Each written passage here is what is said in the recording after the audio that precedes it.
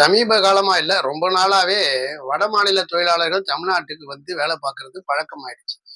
மத்த வேற எந்த மாநிலத்துக்கும் போறத விடவும் தமிழ்நாட்டுக்கு அதிகமா வர்றாங்க. அதுக்கு பல காரணம் சொல்றாங்க. அவங்க சின்சியரா உழைக்கிறாங்க, கம்மியா சம்பளம் வாங்கிக்கிறாங்க, நம்ம ஆட்கள் கேள்வி கேட்கறாங்க அப்படிலாம் சொல்றாங்க. இது பல்க்கா வேலை பார்த்து அதிக சம்பளம் கொடுக்க முடியாதுன்னு பிளான் பண்ற பெரிய நிறுவனங்கள்ல பண்ண விஷயம் எல்லா இடத்தையும் பரவிடுச்சு. எல்&டி நிறுவனத்து வேலையில இருக்கக்கூடிய அந்த கப்பல் கட்டும் நிறுவனத்துல அமரேஷ் பிரசாத்ங்கிறவர் ஒருத்தர் இறந்துட்டார். அந்த நிறுவனத்துல வேலை பார்த்த வடமாநில தொழிலாளர்கள் அமரேஷ் பிரசாத்னு ஒருத்தவர் படிக்கட்டுல தவறிதான் விழுந்திருக்காரு. அவருக்கு உடனே அவரு சிகிச்சைக்கு அழைச்சிட்டு போகும்போது இறந்துட்டார்.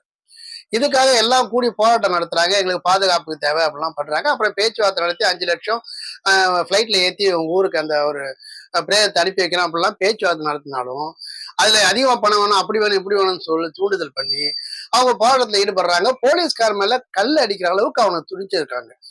உள்ளூர்காரங்களுக்கே போலீஸ்கார் மேல பயம் இருக்கும்போது வெளியே வந்து அட்ரஸ் இல்லாம எங்க இருந்தோ வந்து இங்க வந்து உனக்கு டெம்பரரியா இருக்கிற உனக்கு இங்க இருக்கிற காவல்துறை அதிகாரிகளை தாக்குற அளவுக்கு தைரியம் எப்படி வந்துச்சு? காவல்துறையே நீ தாக்குறன்னா சாதாரண பொதுமக்கள் என்ன பண்ணுவ நீ? அப்புறம் கும்பலா கூட்டிட்டு அப்படியே கபலீகரம் செய்யற விஷயம். இதை வந்து தடுக்கணும். அவங்களுக்கு அவங்கள தண்டிக்க வேண்டாம். அவங்களுக்கு கொடுக்கக்கூடிய வேலைகளை கொஞ்சம் கொஞ்சமா குறைச்சிக்கிட்டே வந்து லோக்கல்ல இருக்கிற பணியாளர்களையும் பணியமர்த்தணும் சட்டம் போட்டாதான் இது ஒழுங்கான நிலைக்கு வரும். அதை விட்டுட்டு அவங்கள வளர விட்டோம்னா இங்க இருக்கவங்க எல்லாரையும் ஒருத்தன் குரூப் பேசிட்டு இருக்கும்போது இன்னொரு குரூப் வந்து கல்லால் அடிச்சிருக்கான் போலீஸ. எங்களுக்கு உத்தரவாதம் வேணும்னு சொல்றிய, அடிப்பட்ட போலீஸுக்கும் இங்க இருக்கிற ஆட்களுக்கும் யாரா உத்தரவாதம் கொடுக்கறது? நீ வந்து வேலை பார்க்கறது எங்க வேலை? நாங்க கொடுக்குற வேலை, சாப்பிடுறது நாங்க கொடுக்குற சாப்பாடு. நீ எரிஞ்ச கல்லு அது கூட இங்க இருந்து எடுத்து வந்த கல்லு, உங்க ஊர்ல இருந்து எடுத்து வந்த கல்லு, இங்க இருக்கிற கல்லை எடுத்தே எங்களை தாக்குவ, அப்புறம் பொறுப்பு இல்லாம போயிடுவேன். அப்போ வேலை நடக்குங்க ஒரே காரணத்துக்காக இவங்களுக்கு கொடுக்க கூடாது. குற்ற பின்னணியில உள்ளவனுங்க தூண்டுதல் வேலை பார்ப்பானுங்க, நல்லா வேலை பார்க்கறவனும் இருக்கிறான்.